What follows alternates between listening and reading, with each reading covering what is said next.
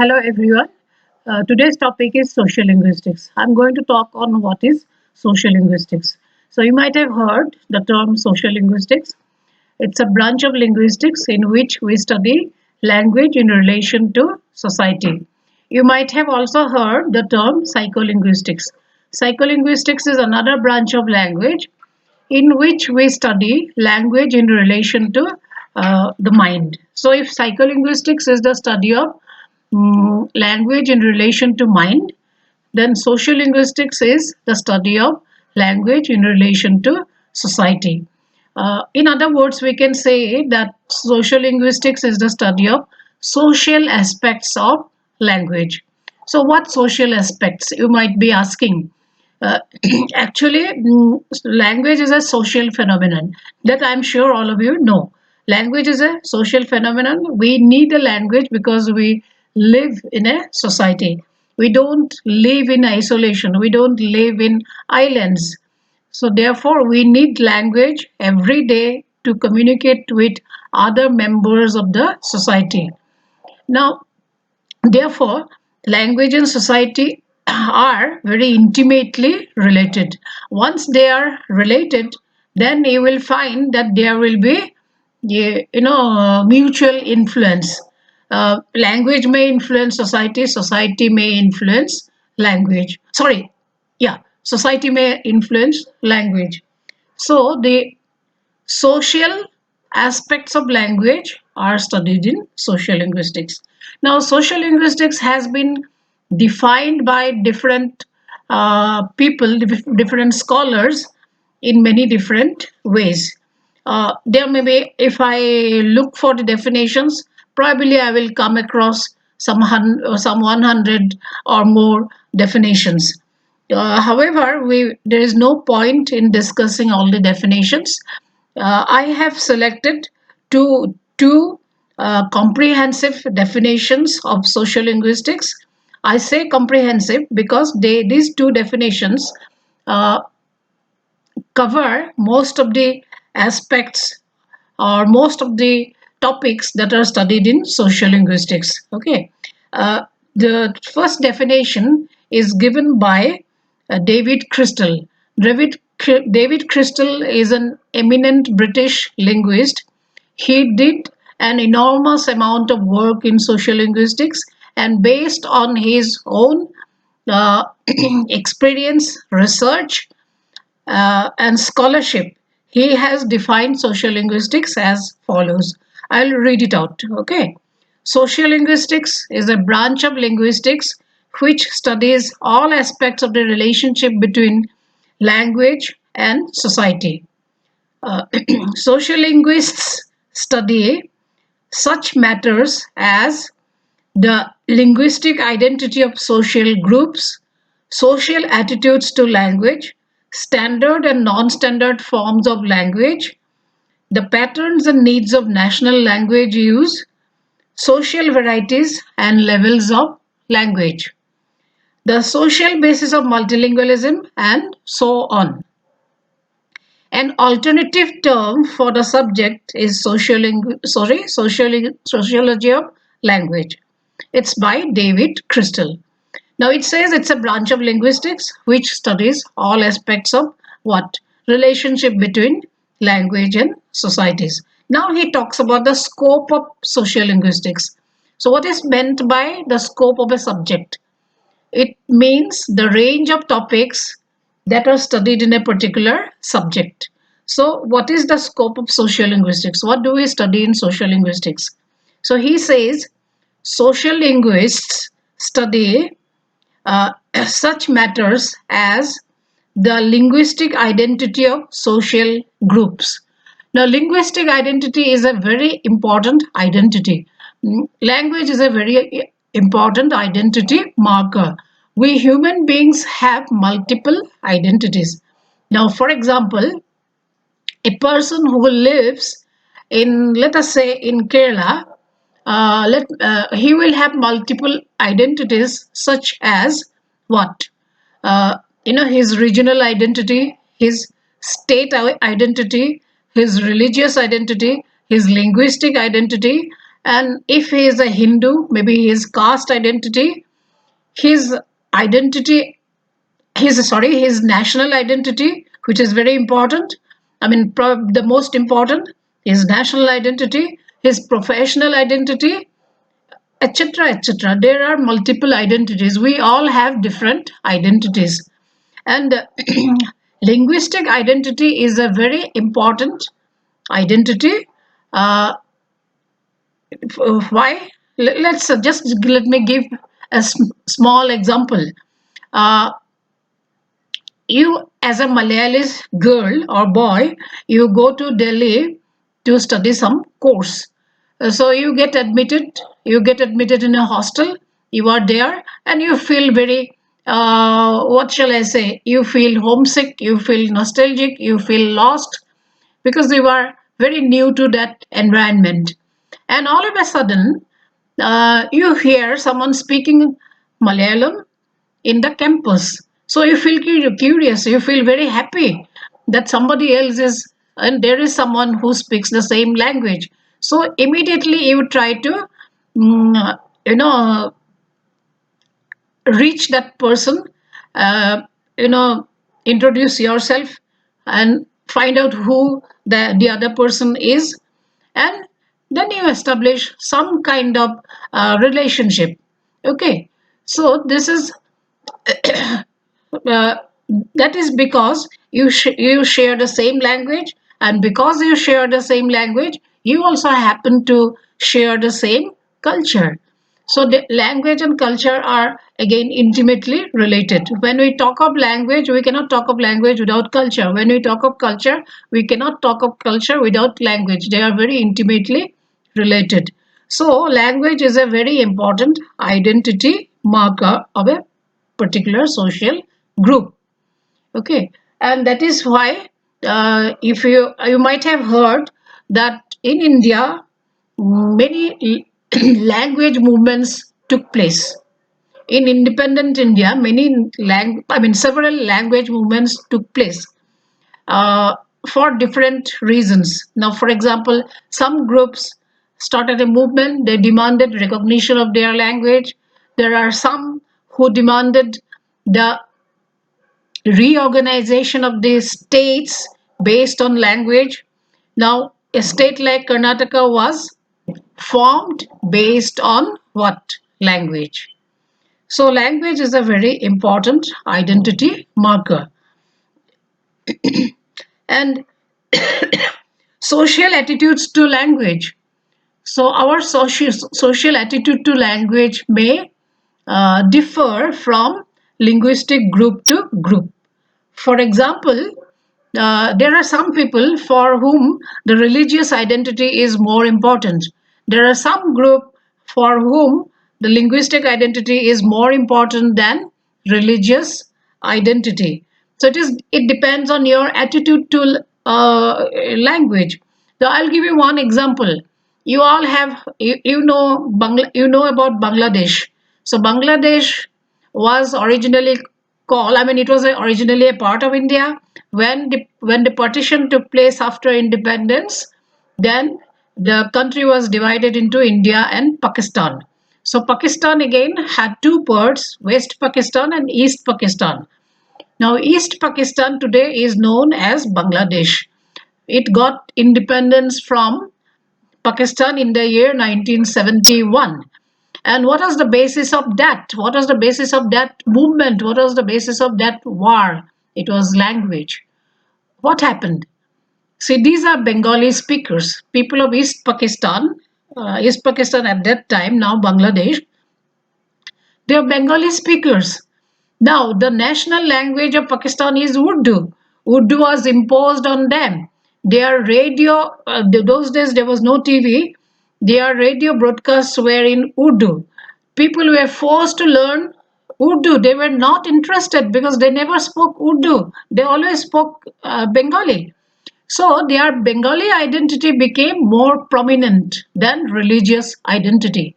Though the partition of India took place based on religion, you all know about it. The Muslims were given Pakistan, the rest of the people, that is Hindus, Christians, Sikhs, Buddhists, Jains, uh, Jews, Parsis, they all remained in India. Uh, so the Muslims were given a separate uh, country. Uh, Now these people, this East Pakistan again. Why was that made? That part was, big part became a part of Pakistan because it was a Muslim dominated area. So therefore that part went to Pakistan. But over a period of time, these Bengali people realized that for them, linguistic identity was more important than religious identity. So therefore, they started this movement, which resulted in a war, and with the support and help of India, they got independence in 1971. And this linguistic movement is considered the world's largest and most important linguistic movement. Okay, so it again so it's very important what attitude do you have towards language. So these people had a very positive attitude towards their language. They wanted to preserve their language, they wanted to preserve their literature. So therefore they fought and they won the battle. uh, then yeah, standard and non-standard forms of language. So each language has, you know several forms which are called dialects. uh, your language Malayalam also has several dialects. I really don't know how many dialects are there, but what I understand is that Malayalam spoken in Kasaragod district is very, very different from what is spoken in the south of Kerala. So in South Kerala, uh, the language, Malayalam language, is very different from the language spoken in Kasaragod district. And in between, again, you have, in Calicut and other places, there is again slight difference. So there are differences. Uh, then these are about geographical differences. That is to say, these differences arise because of geographical factors. But languages can also differ based on social factors. What social factors? Social factors like, say, socioeconomic conditions, uh, then religion. So if you examine language, I mean Malayalam language spoken by, I mean if you just compare spoken by these three mm, prominent religious groups, Hindus, Christians and Muslims, and if you compare, I'm sure you will find some differences. Okay, so uh, these variations occur due to regional factors and also due to social factors. Okay, then patterns and needs of national language use. So patterns and needs of national language use. So this problem arises in a multilingual country like India. If it's a monolingual country like, let us say, Britain or USA, even there are some languages, but they are not so prominent because minority groups are they are very, very small minorities, so they don't count. So if you are if you're in a monolingual country like USA, so these problems do not arise. But in a country like India, these are very, very serious problems because because we have many languages. For example, um, the census report of 1961 said that there are 1652 mother tongues in India. That means 1652 uh, different varieties of language. So of course this includes dialects and also languages spoken by very small minority groups. Okay. As of now, I think I'm not very sure, but some 800 languages are there, which are, I mean, people know about so around 800 languages. So I'm not very sure. I'll check this and let you know. But when it comes to scheduled languages, what is meant by scheduled language? The Constitution of India has a schedule called 8 schedule, and this 8 schedule has recognized 22 Indian languages plus English. So that means in India we have 23 scheduled languages. But then there has to be a common language.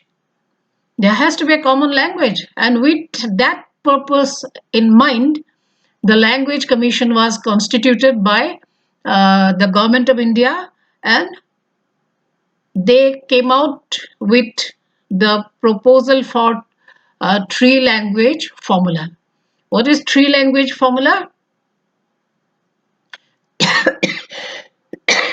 Sorry. What is three language formula? Three language formula says that uh, a child has to learn uh, his or her mother tongue. That will be his or her first language. Then those who want to go for higher education, they need to learn English. So therefore, the government must make a provision for what? Teaching of English to those people, I mean to everyone, because they need English. They will need English if they go for higher studies. Why? Because uh, all the textbooks of technical education, medical education, higher education, everything is in English. It was not possible at that point in time to translate all those books into the regional languages. Ideally, everybody should get any education in his or her mother tongue. But that was not possible for a country like India. We just became independent. We were developing. We had not reached the stage that we are in today. So it was not possible. So therefore they suggested that English should be taught and English will remain for a period of time. English will not be banished. Though a lot of people, many scholars and writers demanded that the British have left, now let us abolish English. We don't need English. Our languages are very developed languages. Why should we have English?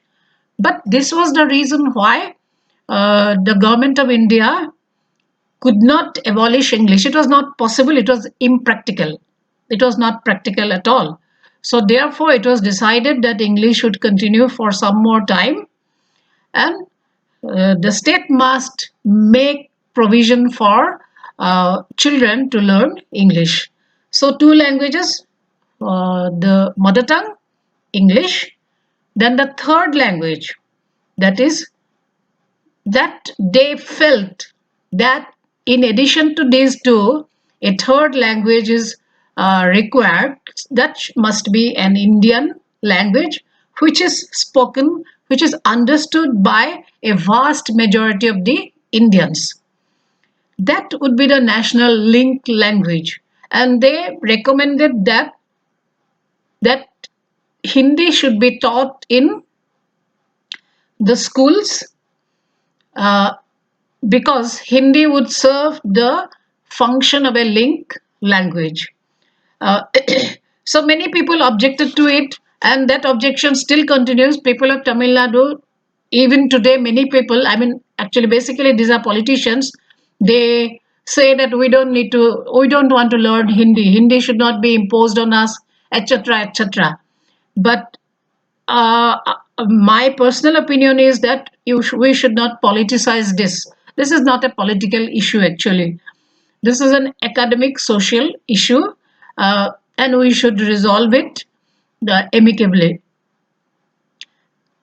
So, people who are not highly educated, who do not know English, they must have a language to communicate with people of other states. Someone someone comes from Bihar to, say Kerala, you can't expect him to know Malayalam. Okay, so There should be a common language. Okay. But now the question arises, so we have said that first language is the mother tongue, second language is English, third language is Hindi. Then what about the Hindi speakers? Their mother tongue is Hindi. So that means they will end up learning only two languages. So therefore, this commission recommended that uh, Hindi speakers must learn a third language, preferably a South Indian language. They have written like this, preferably a South Indian language. So this is what is a three language formula in a nutshell. So that is because we felt the need for what? I mean, in our country, we felt the need for uh, what? Some kind of national language. But remember, Hindi is not a national language. It's a link language. It's an official language. We can say the government of India has two official languages, Hindi and English. It's one of the official languages. It's a national link language, but it is not given the status of national language. It is not national language. Uh, the social varieties and levels of language, it's almost, I have already covered it. The social basis of multilingualism and so on. So, what is meant by social basis of multilingualism? When you talk of multilingualism, you can talk of it from two perspectives. What are these two perspectives? One is the social perspective. The other one is the psychological perspective.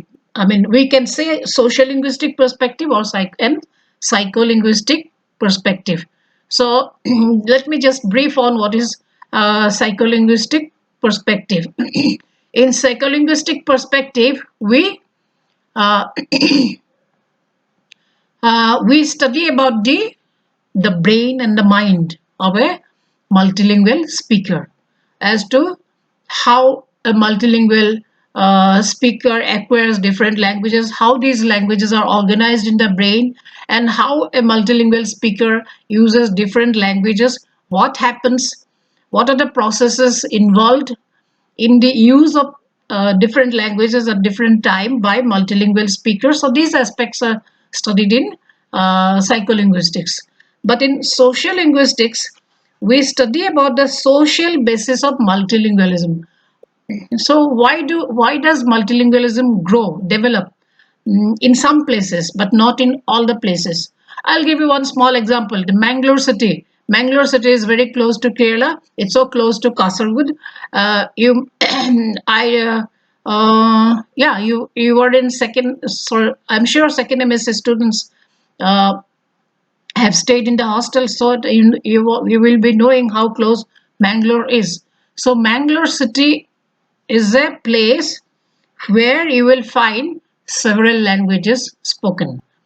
One is Kannada, that is the state language, and we have many Tulu speakers there. Okay, then we have Konkani speakers. Then there are many Malayalam speakers. Then educated people know English. So the scenario in Mangalore city is that of multilingualism. And why Mangalore? This Badarika, where your institute is located, is also a multilingual place. It's a small place. It has small linguistic groups, but there are several languages which are spoken in and around your institute. There are Tulu speakers, of course, Malayalam speakers, Konkani speakers. Hmm?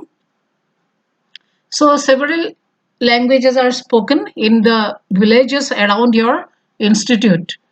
So, what are the social basis of multilingualism? So, that is, I mean, these things are also studied here, and so on. An alternative term for the subject is sociology of language. So sociolinguistics is also called sociology of language. Now I am going to the next definition. Sociolinguistics is the empirical study of how language is used in society. So here I'll explain the first sentence first and then I will go on. It's the empirical study. What is meant by empirical study?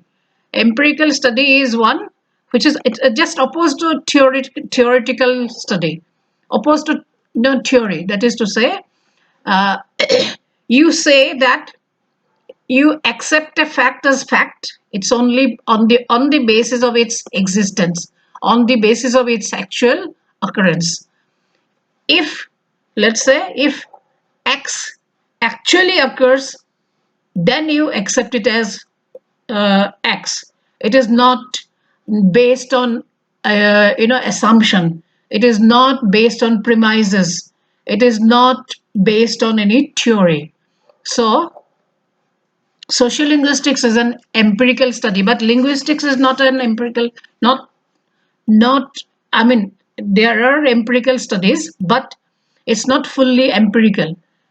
There are theoretical aspects to it. Okay, it's not fully empirical, whereas sociolinguistics is fully empirical.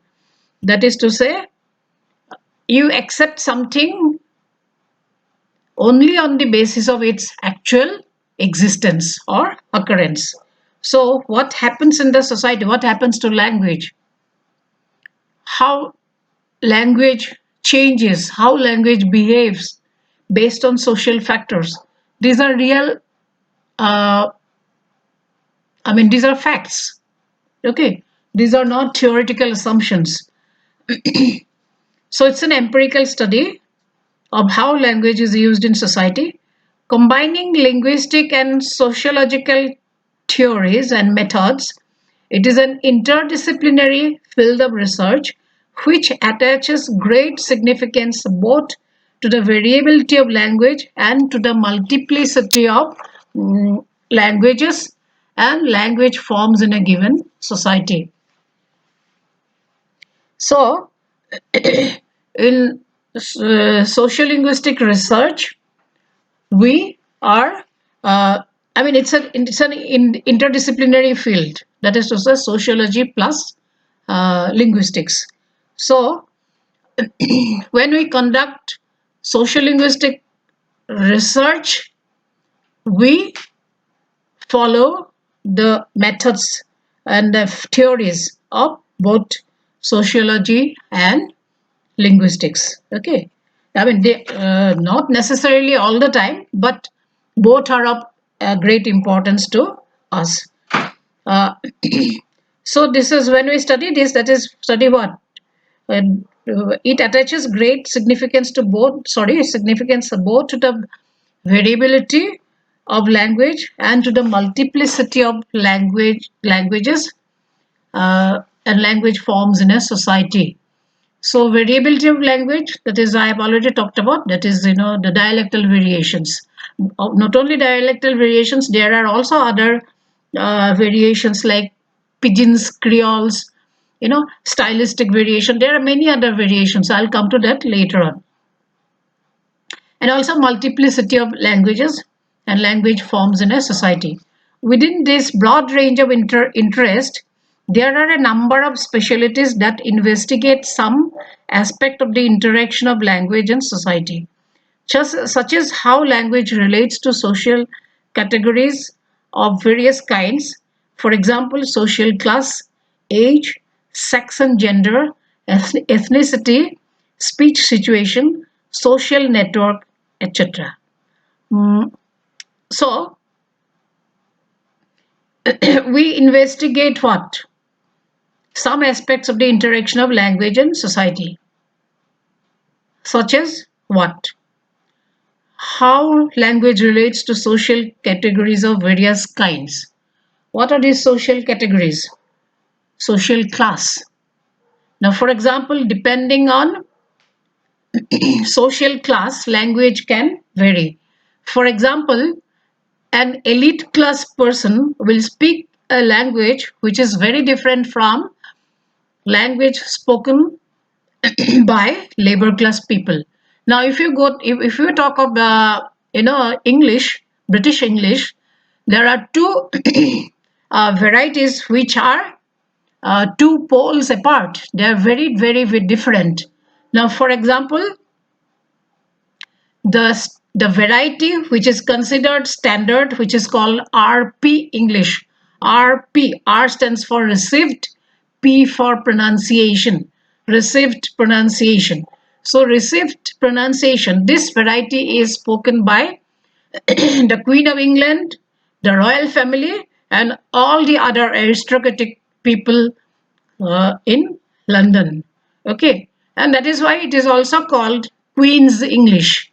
Okay, now if you compare it with a language spoken by labor class people, people in the street, it is very different. What is that called? It is called Cockney. Cockney. Cockney. Now, if you have seen the film My Fair Lady is based on a play called Pygmalion written by George Bernard Shaw. So in My Fair Lady, the whole film revolves around these two varieties of English, Cockney English and the British English. RP English. Now there is a phonetician in that film. The story, I would say, the phonetician tries to teach this RP variety of English to the Cockney girl, and many hilarious situations arise because of that. And if when you see the film, you will get to laugh all the time. Okay, so the whole film is an illustration of uh, the drastic difference between uh, RP and Cockney English. Okay, so this social class language can vary based on social class. It can also vary based on age. Now, you are youngsters, so you may find the language of elderly people very amusing. You may make fun. You may laugh that okay, this old man talks like that. This old woman talks like that. And at the same time, the elderly people will say, "Oh, these days children don't know how to talk. The way in which they talk, I don't like it. So bad." So, so so it means what? Language differs according to age. I mean, there is language variation based on age factors. Sex and gender. This is again a very important factor.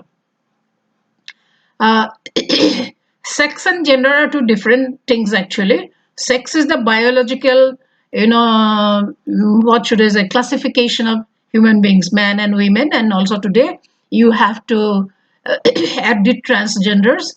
So today it is different. You have to recognize the third gender, but all these days we recognize only two genders, male and female.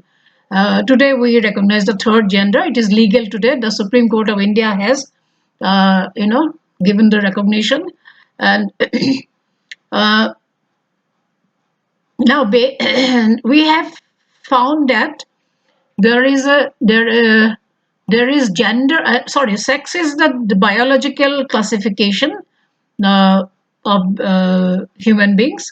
Gender is different. Gender is the it is I mean, when you say gender, it is actually social in nature. So men and women have been perceived and treated differently in society. They are also assigned different roles. So therefore, there is gender related variation in language. Okay, so that you can find in two ways. That is to say, men and women may use different language which is slightly different. Then when you look at a particular language, you may find how the language system itself makes discrimination, gender wise discrimination between man and women.